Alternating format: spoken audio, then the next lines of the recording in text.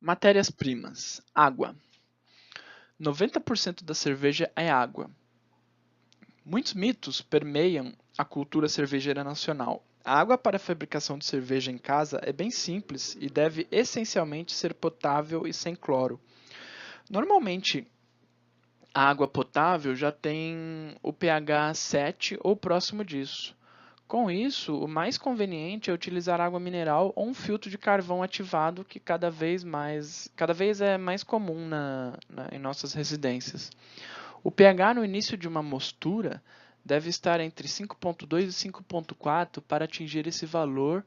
A forma mais simples para calcular é utilizar 3:1, 3 litros de água para 1 kg de malte. É importante manter o pH do mosto nessa faixa para facilitar a atividade enzimática. Muitos estilos foram criados devido à sua região e diferentes características da água, mas isso não é impeditivo no momento da produção da sua cerveja. Por exemplo, podemos realizar modificações na água para simular a água da região de Burton-Trent, muito famosa por as suas ales, né? Adicionando sulfatos e trazendo uma maior percepção de amargor para as IPAs, ou adicionar cloreto para aumentar a sensação de corpo e doçura do malte para cervejas tipo Bock. Podemos também alterar a concentração de íons de cálcio, ferro, magnésio, cloro, sódio, sulfato e com isso chegar nas características específicas de cada estilo de cerveja. Ou seja, a água de agudos é muito boa para a produção de cerveja, porém, podemos simular a água de agudos em nossa casa e fazer uma cerveja tão boa quanto. Basicamente, temos dois tipos de água na produção de cerveja. A água cervejeira, que é utilizada diretamente na fabricação de mosto ou nas etapas de diluição, e a água de processo, que é usada para limpeza e desinfecção de recipientes do processo, tanques, lavagens de garrafa e tudo mais, né? Malte. O malte é um grão de cereal rico em açúcar. Ele é um grão de cevada ou outro cereal que nas maltarias foi induzido à germinação e depois seco. O processo de malteação é a transformação bioquímica do cereal em malte. Passa pela maceração, que para germinar a cevada necessita de água, oxigênio e temperatura. Os grãos são submersos em água e eleva-se a umidade interna dos grãos de cevada para ativar o processo de desenvolvimento embrionário. Depois da germinação, basicamente é a formação de uma nova planta. Então, a cevada precisa de muita energia e nutrientes. O amido começa a ser quebrado em glicose, que serve como fonte de energia para o embrião. E então aparecem as raízes e as folhas. A terceira etapa é a secagem e torrefação. É o momento de reduzir a umidade do grão de 40% mais ou menos para uns 4%, encerrar os processos químicos e biológicos e fornecer paladar, aroma e cor.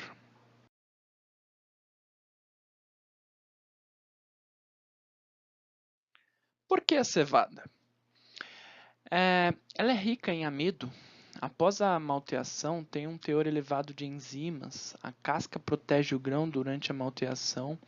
A própria casca é utilizada como meio filtrante e traz um sabor agradável à cerveja. Cultivada há mais de 9.000 anos. Tipo de malte. Base especial, cereais não maltados. Malte base normalmente são maltes que não agregam muito a cor e sabor, mas sim a potência de álcool e as características do estilo. Exemplos são maltes Pilsen, Pale Ale, Viena, Wheat, que é o trigo claro, Smoked, que é o defumado.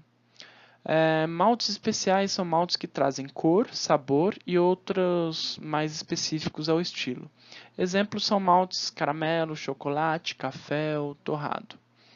E cereais não maltados são outros que ajudam na formação de espuma, redução de custos e tudo mais. Exemplos são aveias em floco, ajuda na formação e persistência de espuma. Cevada e trigo não maltados, arroz e milho são mais baratos e ajudam na redução de custos da cerveja.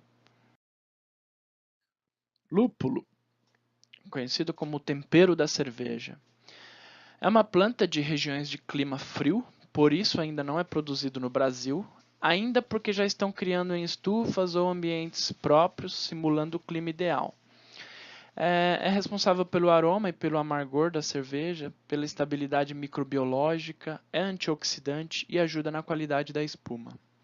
Os principais países que produzem o lúpulo são Alemanha, Estados Unidos, China, República Tcheca, Eslovênia, Inglaterra e Austrália, entre outros em menores quantidades. Temos o tipo de lúpulo rico em óleos essenciais, com maior teor de beta-ácido. São mais de 400 substâncias que podem conferir diversos aromas característicos como floral, cítrico, condimentado e sensações de corpo às cervejas. E os lúpulos ricos em alfa-ácidos, que nos trazem principalmente o amargor. Alguns lúpulos aromáticos são Cascade, Hallertau, Saphir. Tem os aromáticos nobres, como Clone 18, Sazir, Teenage. E lúpulos de amargor com super alfa ácidos. São Chinook, Columbus, Nugget. Irei compartilhar uma tabela com algumas classificações de lúpulos. Levedura. É o fermento que transforma o mosto em cerveja. Colocados em meio propício, desdobram os açúcares contidos nesse meio em álcool etílico, liberando CO2. São fungos unicelulares e se reproduzem de forma assexuada. As leveduras de baixa fermentação normalmente são as leveduras Saccharomyces pastorianus. A temperatura ideal de fermentação é entre 5 e 12 graus. Decantam após a fermentação, geram cereais menos complexos em aroma e sabor. Cervejas menos complexos em aroma e sabor. As leveduras de alta fermentação normalmente são as Saccharomyces cerevisiae. A temperatura ideal de fermentação é entre 14 e 25 graus. Sobem à superfície durante a fermentação, resultam em cervejas mais complexas em aroma e sabor. Temos também as leveduras de fermentação espontânea, são em geral contaminantes, mas